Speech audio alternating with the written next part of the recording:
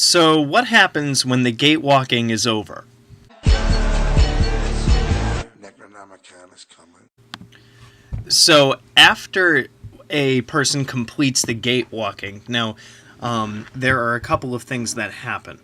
So, when I say the term gatewalking in this video and in most of my other videos, what I am talking about is the initiatory rites that align you with the 7 classical planets, being the Moon, Mercury, Venus, the Sun, Mars, Jupiter, and Saturn. And Moon, Mercury, Venus, the Sun, Mars, Jupiter, Saturn. Yeah, I think I got that right. Anyway, I thought I was holding up 8 fingers, whatever. But so it's those first 7. It's all the planets, including the Moon and the Sun, but minus Neptune, Uranus, and Pluto, which we get into those later.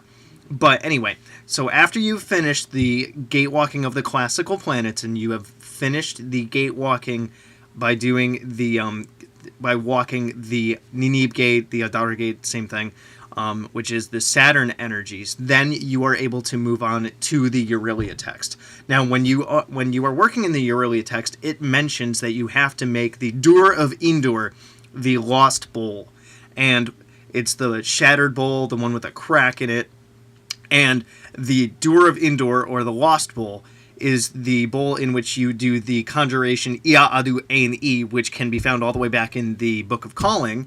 And see how it gets a little confusing? Because why isn't the conjuration of Ia Adu Ain E inside the Orillia text? Well, there you go. Now you know why. Or at least now you know where to find it.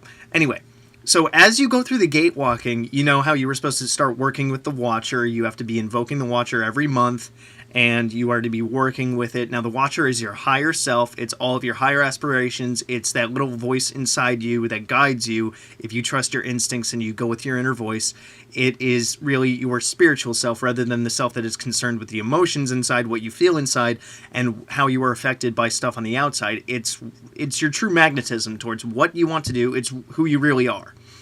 When you shed all of the outside crap and all of the inside crap.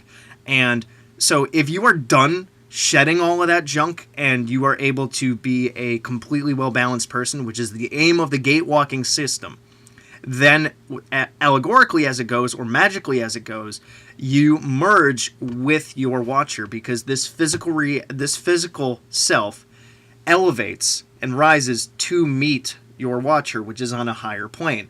Now, this reminds me of something that one of my friends who's deeply into spirituality. She used to be my neighbor, but she moved right over the border into the next state, and I haven't seen her in a little while, so probably should soon.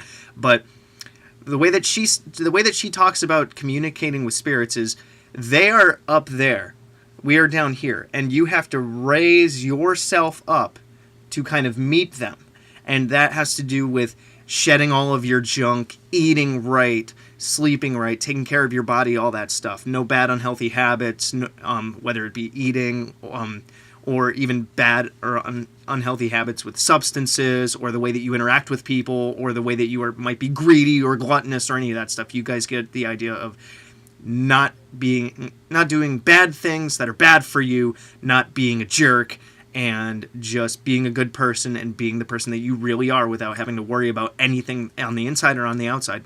That's when you merge with your Watcher. So effectively, when you're done with the gatewalking, you don't need to work with your Watcher anymore.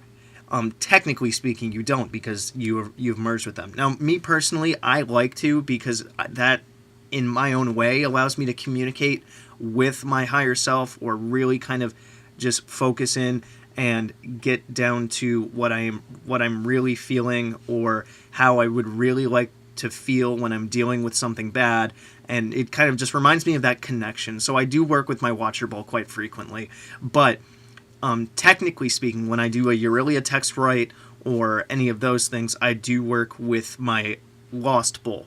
So when you are done with the gatewalking, you can put your Watcher Bowl aside unless you decide to work with it, and every ritual from then on, whether it be a ritual of calling, or one of the Orillia text rituals, an evocation, or what have you, you are to use the Lost Bowl or the Door of Endor for your offerings, for your ceremonial kinds of things. Like when you invoke Gibeal, then you are to light a fire in your Lost Bowl for Gibeal.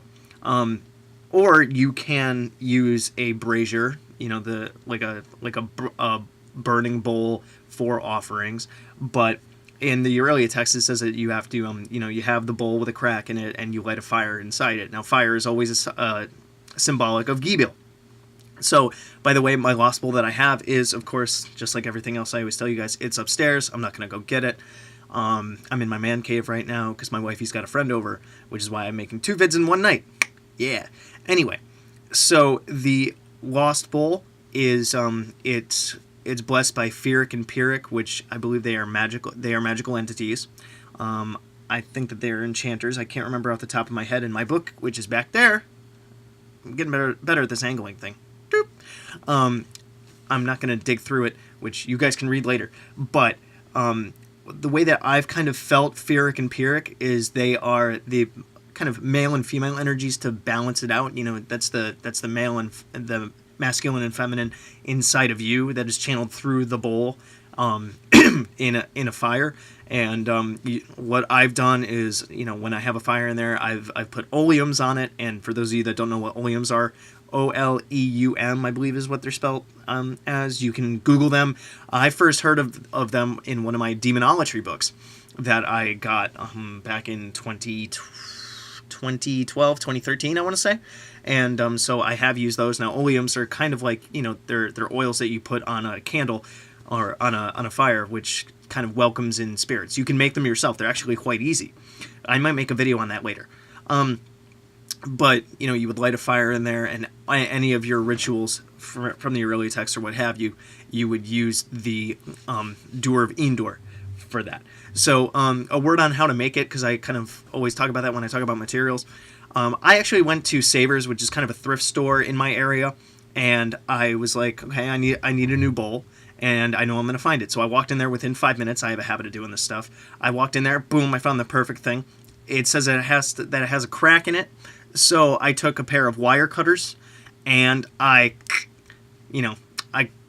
put a big dent into it. I put a crack in it with it, and then I kind of decorated it on the outside with some sigils, with some symbols. And I believe that you can decorate it whatever it is to your liking, kind of like the Watcher Bowl, where it's suggested that you have a couple of different sigils on it.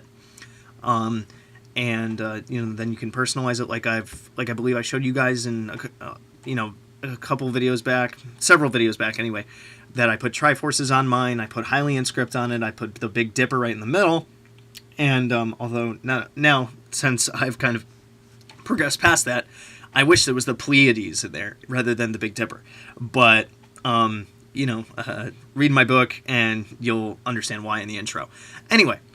So you can create it, and that's the sacrificial bowl that you use. Now, when you make this thing, really cleanse it and purify it, and with fire, water, salt, and air, and dedicate it mainly, I would say, to Tiamat and Absu. Now, remember, these beings are technically dead, but their energy lives on, and that's kind of the primal energy that we are building when you reach that point in the book. And I believe that they are represented by Feeric and Pyrrhic. I might be wrong, but that's kind of what I'm getting as I'm, free-flowing with this, and I tend to go with that. So, you make it, you consecrate it, and I would say after you cleanse it, hold a ritual where you put a fire in it and read the conjuration Ya Adu Ain E. If you want help with pronouncing it, I do have a video that does go through how to pronounce it, where I actually recite the entire thing, so that might be helpful. But the Lost Bowl, the Door of Endor, is the gift of gatewalking, because it represents that you have merged with your higher self, and you are no longer shackled down by any of this worldly junk in the rat race that we have found ourselves stuck in, and we are basically told to prescribe to from the moment that we're born. This is how you do. This is how you do this. This is how you do that. This is a societal expectation.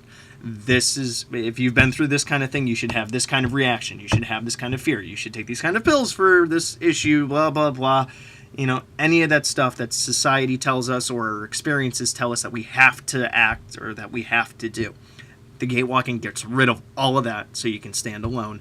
And the Doer of Endor, the Lost Bowl, is your symbolic trophy that you are free of that. So I hope this video made sense. Let me know down in the comments. Shoot me any emails for questions on magical mechanics and how to work with the Necronomicon and any other magical issues, questions, comments, complaints, concerns, issues that you might have with the Necronomicon, or how to work with paganism and magic in any way, shape, or form. And I will try to help you via email, which I can usually get back to people within 3 or 4 days, and at the latest. And if your question is good enough for a video, then I will definitely make a video response to it. And I usually email people personally along with the video response that I make. So just let me know what you guys think, and look forward to my next vid, and good hunting.